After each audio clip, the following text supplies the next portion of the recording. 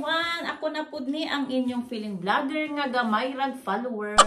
So for today's video is hindi mo na luto tsaka kain-kain yung yung vlog ko today. What? Today's video is ipapakita ko sa inyo ang in-order kong pagkain at tsaka grocery sa Filipino store. Sa Filipino store kung nag-order, hindi mo na, kasi wala akong time pumunta sa town doon sa Thailand store, kaya nag-order na lang ako sa Filipino store.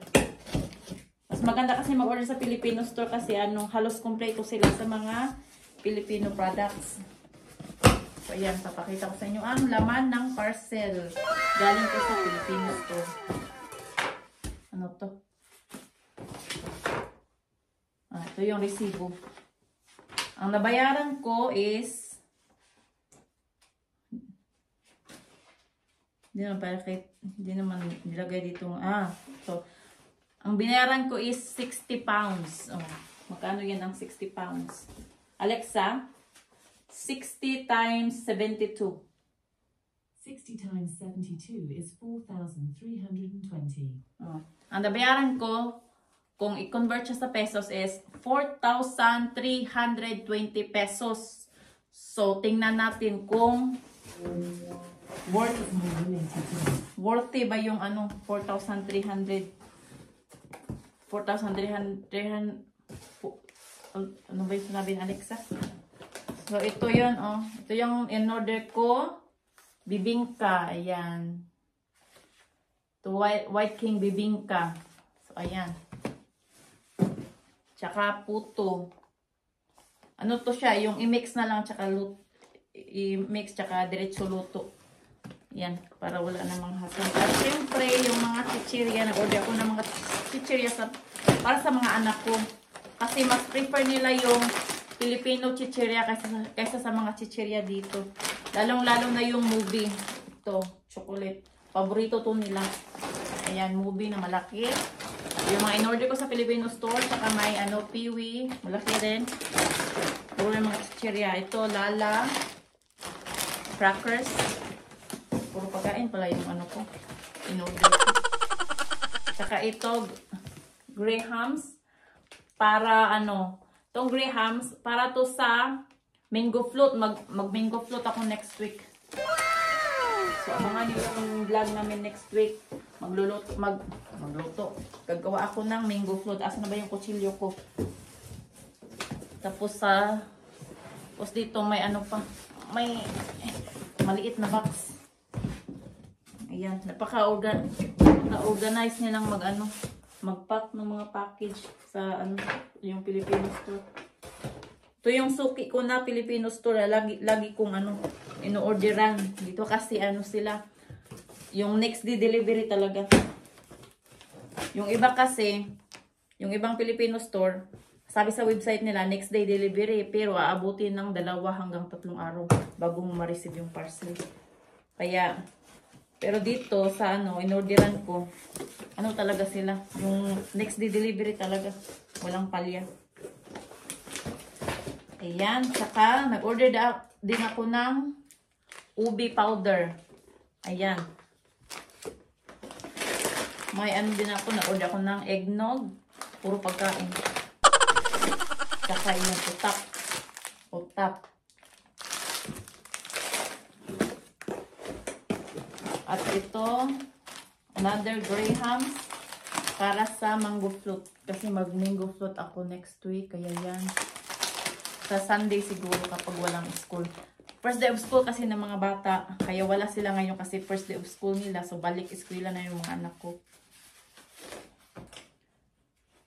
Tsaka yung paborito kong sabon, yung gamit ko. So yung Kujisan. Ayan. Kujisan. Mahal ang Kujisan dito.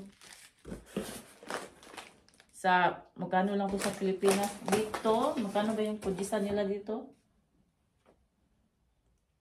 8 pounds. Ang Kujisan nila dito, itong siya, 100 grams by 3 is 8 pounds. So, Alexa, 8 times 72. 8 times 72 is 576. Ito. Ang Fujisan dito, tatlo siya, tatlong sabon sa isang box is 576 pesos. So magkano lang ba to sa Pilipinas? Pero okay lang kasi ano siya. Yung hiyang kasi ito sa akin. Kasi dati may ano mga pimples yung ibang sabon na ginamit ko. Pero nung ginamit ko tong Fujisan, nawala yung mga pimples. Kaya yun. Lagi akong umu-order sa Filipino store. Tsaka, sana ba yung kutsilyo ko? Lagi nawawala. So then, ano ba to? Ano ba itong in-order kong isa? Nakalata. Nag-order pala ako ng sisig. Ayan, order ako ng sizzling sisig na dilata. At, ano to? Puro pagkain pa lang, ko. Puro pagkain yung in-order ko. Isa lang yung hindi pagkain. Ito lang sabon. Yan, nata de coco. Nag-order na ako ng nata de coco. At saka, ano naman itong isa? Ito, ubi flavor na na liquid. Pampakulay. Ito, yung sakit-sakit sa likod. Ito yung, ayan, nag-order din ako ng efficacent oil kasi sumasakit yung likod after work. At yung ketchup na hindi na spicy.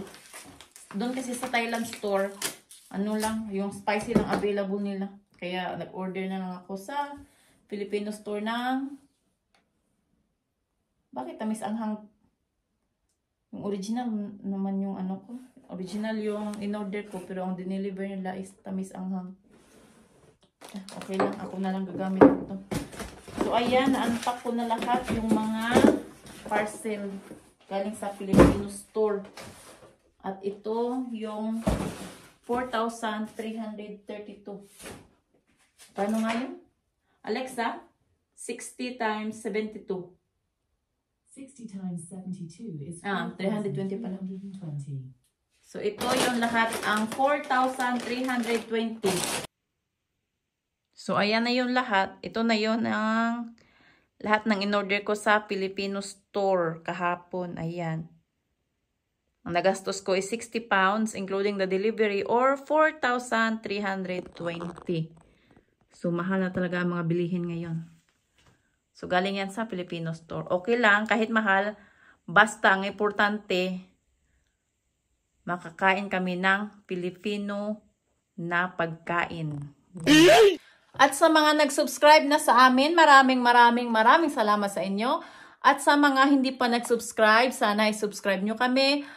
At sana i-like nyo yung video namin. And again, maraming salamat. So, see you for the next video. Bye!